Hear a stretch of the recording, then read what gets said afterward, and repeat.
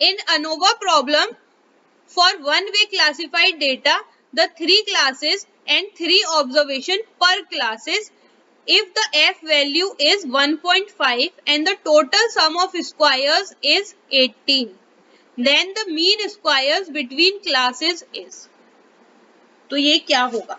ठीक, इसमें क्या बोल रहा है? इसमें ये बोल रहा है कि एक अनोवा प्रॉब्लम है जो कि वन वे क्लासिफाइड है विद 3 क्लासेस. इसमें 3 क्लासेस दी हुई हैं और 3 जो है वो आपके ऑब्जर्वेशन दी हुई, यानी कि आपका C क्या हो गया 3 और N क्या हो गया आपका, ये 3 क्लासेस है और 3 ऑब्जर्वेशन है, यानी कि 3 into 3 यानी कि N हो गया आपका 9 ऑब्जर्वेशन.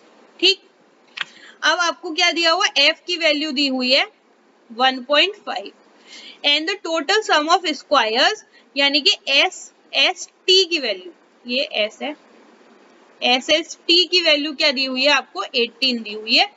और तब आपसे क्या पूछ रहा है, the mean square between classes आपसे पूछ रहा है, यानी कि MSB आपसे पूछ रहा है. ठीक, तो देख लेते हैं F का क्या फॉर्मूला था. F था N minus C upon C minus 1 SSB upon SSW. ये हो गया. इसको हम कैसे और लिख सकते हैं, N minus C upon C minus 1 into SST upon SSW minus 1, ऐसे भी लिख सकते हैं इसे. ठीक, अब ये वाली वैल्यूज आपको दी हुई है इसलिए इस टर्म में हमने लिखा. अगर आपको डायरेक्ट याद है तो आप डायरेक्ट भी ये लिख सकते थे. ठीक, तो मैं बार बार इसलिए लिख रही हूँ ताकि आपको रिवाइज हो जाए और अच्छे से याद हो जाए. अब वैल्यूज पुट कर देंगे हम. तो F की क्या दे रखी है 1.5 is equals to N minus C, यानी N क्या है आपका 9 माइनस C क्या है आपका 3 माइनस 1 इंटू SST क्या है आपका 18 और SSW आपको अभी पता नहीं है माइनस 1. ठीक, तो यहाँ से आपको क्या मिल जाएगा, यहाँ से आपको SSW की वैल्यू मिल जाएगी. इसको जब आप पूरे को सॉल्व करेंगे और यहाँ से SSW क्या निकल के आएगा आपका 12 निकल के आएगा.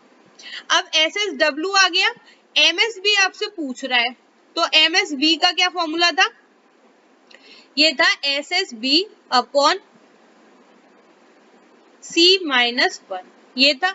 अब SSB को हम क्या लिख सकते हैं, इसको हम लिख सकते हैं SST total minus MSW.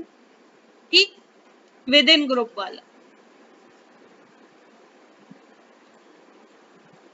SSW है. ठीक, SSW माइनस 1 C माइनस 1. ठीक, अब इसमें क्या है, वैल्यूज पुट कर देंगे.